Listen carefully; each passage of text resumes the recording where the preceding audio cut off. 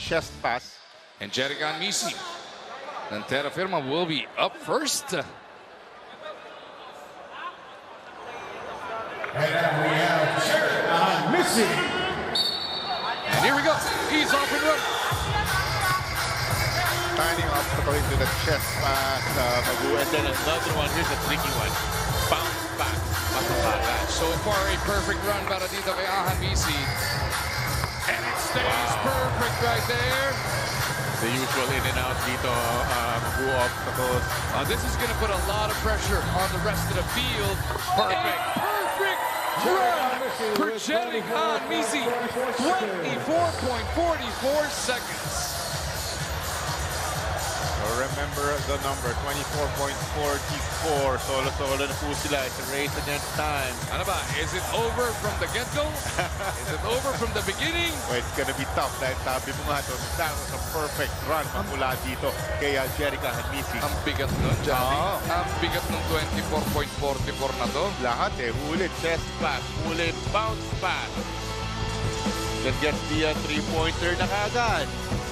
Diba? Tapos that runs and gets that drop dito sa may baseline. Obstacle is into that teardrop. Jerica Misi. He knew it. He knew it too. He knew he put up a really strong time. Kaya pambasagin ni ng batak yan. Here comes Stingray. Representing, of course, TNT. Tropang 5G. So far, so good para kay ng batak. Perfect red. This three's got a stick. He got the best. May habol to. May habol to. 18, 19. He's got to take the floater. No! He was right there. Nandoon si Stingray. That's true though, pero even if you made it, mag-grab yung oras niya Grabe kay Jerica, It would have been close. He was at 23 point something nung nagmintis doon sa dulo. And tandaan natin bumounce pa. Kaya nawalan pa siya ng mga split seconds dito sa kabila with the three-pointer. Parang nag-hesitate siya. Ayan o. Ito mag-hesitate. That cost you maybe half a second right there. Pero dito ando dun he was well within striking distance. It would have been really close. He knew it too. Still, the time to beat is 22 seconds, 0.44. Jerica Misi, tingnan natin. 27.94 para kay Stingray. That keeps Jeric, as Jolly mentioned, in the lead. Brand new. After a quick start.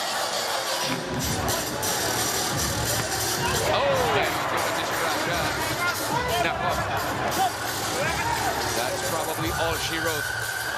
Para kay Fran. And mababasag na concentration mo dahil sa ganda ng oras ni Misi. Alam mo, kailangan perfect. Hindi pwedeng may sumablay Go to those motions pa rin. Finish it brand new. Here's this little floater to end yung kanyang run. Nabasag na nabasag Basag na, basag na. rhythm niya. It's gonna be a 37.52 for brand new. 37.52 seconds. What a performance kasi mula kay Jerica. 22, my goodness. Matinding pressure ang nilagay niya sa mga balikat ng mga sumunod sa kanya. Sarap din siguro to go first, pag gano'n mo lang. There is Juan As you get lang. Beliano. May ganyan din yung mga argumento pareho sa three-point shootout. You wanna go first or you wanna be the one chasing? Kasi dito kasi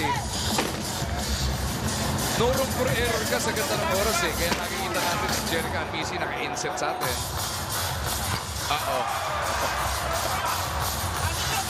Ito yung sinasabi mong concentrated, batag na after that. Unable to get yung kanyang three-pointer. That's because that 3 tries, 4 tries, the 4th. Nakuha na. And then, hindi na nga sasagad doon. Hindi nagdidi ni Juan Gomez. Dahil nga, alam niya hindi na abot. 35.83. At least hindi kulela. 83 seconds. Dahil yung 37.52 ni Fran yung kulela so far. Grabe kasi yung Jerica Misi. Setting that bar so high para sa contest na to. Looking at those perfect passes magmula dito kay Juan PDL pero dito nagka-problema. May mga 3 points. Akala niya pasok na yung isa, he had to come back.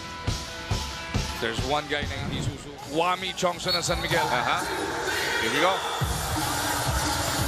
Rounded obstacle here. Check back.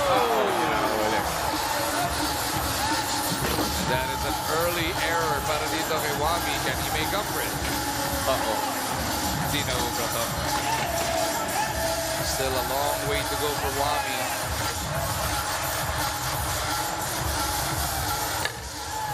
There will be one last guy to try and chase. Itong si Jerica Misi, and that'll be Dan Panopio coming up, the rookie for Blackwell.